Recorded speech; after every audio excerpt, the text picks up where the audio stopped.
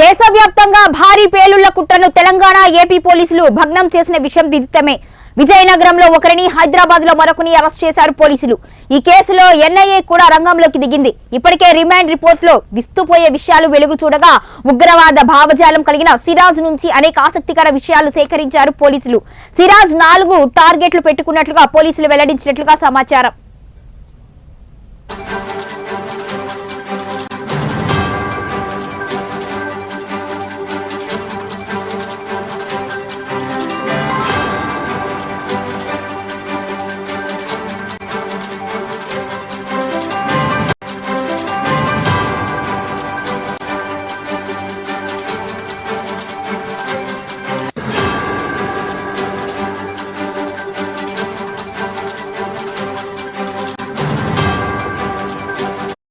దేశాన్ని ఇస్లామిక్ దేశంగా మార్చాలి, యువతను మతోన్మాదులుగా మార్చాలి, అవసరమనుకుంటే ప్రాణ త్యాగానికైనా సిద్ధపడేలా మానవ బాంబుగా మార్చాలి అని, అలాగే ఉనికిని చాటుకునేలా జనసాంద్రత ఎక్కువగా ఉన్న చోట భారీ పేలుళ్లు చేయాలి అని టార్గెట్ గా పెట్టుకున్నట్లుగా చెప్పాడట సిరాజ్. హైదరాబాద్ కు వెళ్లిన తరువాత గ్రూప్స్ ఎస్ఐ ఎంపిక పరీక్షలకు హాజరయ్యాడు.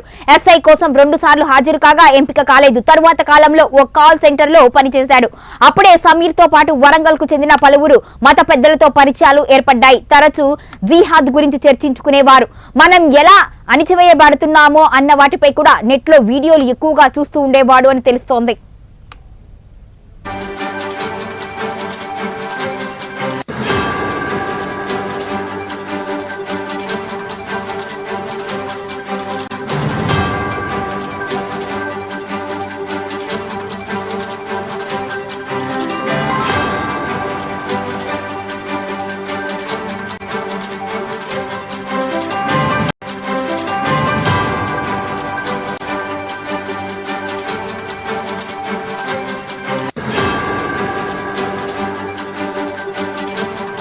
ముస్లిమేతరులు, మహిళలు ప్రేమ పేరుతో ఎలా మోసగించబడుతున్నారు, దీనిని అందరికీ తెలియపరిచే విధంగా ఓ గ్రూప్ నడపాలి అని డిసైడ్ అయ్యాడు సిరాజ్. అహింస పేరుతో గ్రూప్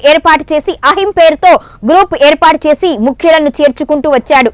తరువాత ఈ ఏడాది సిరాజ్ ఢిల్లీ వెళ్లాడు. అక్కడ 2 మత పెద్దలను కలవాల్సి ఉండగా వాళ్ళు రాకపోయేసరికి తిరిగి వచ్చేశాడు. అలాగే మహారాష్ట్ర, ఉత్తరప్రదేశ్ ప్రాంతాల్లో కూడా సిరాజ్ వెళ్లి పలు కార్యక్రమాల్లో పాల్గొన్నాడు. సిరాజ్ కి సౌదీలో ఉన్న బీహారీలతో పరిచయం ఏర్పడింది. అక్కడి నుంచి అన్ని డైరెక్షన్స్ సిరాజ్ కు రావడం మొదలయ్యాయి. వీరంతా కూడా సిగ్నల్ యాప్ ద్వారా కమ్యూనికేట్ అవుతూ వచ్చారు. సిగ్నల్ యాప్ కాల్స్ చేసుకుంటూ ప్రణాళికలు రూపొందించారు. పేలుళ్లకు సరిపడా ముడి సరుకును కొనుగోలు చేసేందుకు సిరాజ్ కు అక్కడి నుంచే డబ్బులు రావడం, సిరాజ్ బాంబులు తయారీ చేయడం, వాటిని వినియోగించడంపై ఎప్పటికప్పుడు పైనుంచి ఆదేశాలు వచ్చాయని తెలిపినట్లుగా సమాచారం.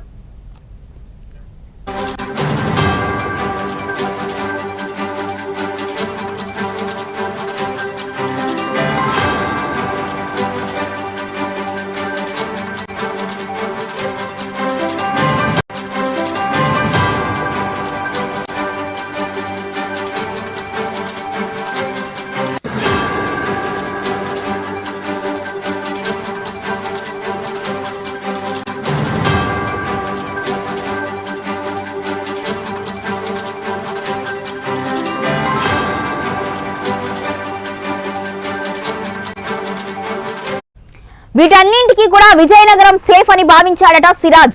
పేలుడు పదార్థాలను 2 ఆన్లైన్లలో కొనుగోలు చేశాడు. అదేవిధంగా విజయనగరం కేల్పురంలో క్రాకర్స్ షాప్ నుంచి పేలుడు పదార్థాలు సేకరించాడు. అల్యూమినియం, పొటాషియం నైట్రేట్, సల్ఫర్ ను కొని తన గ్రూప్ హౌస్ లోని కింద బాత్రూమ్ లో పెట్టుకున్నాడు సిరాజ్. ఇలా సిరాజ్ నుంచి కీలక, ఆసక్తికరమైన, భయంకరమైన నిజాలను పోలీసులు రాబట్టినట్లుగా తెలుస్తోంది. ఇక ఎన్ఐఏ రంగంలోకి దిగిన తరువాత మరికొన్ని విస్తుపోయే విషయాలు వెలుగులోకి వచ్చాయి.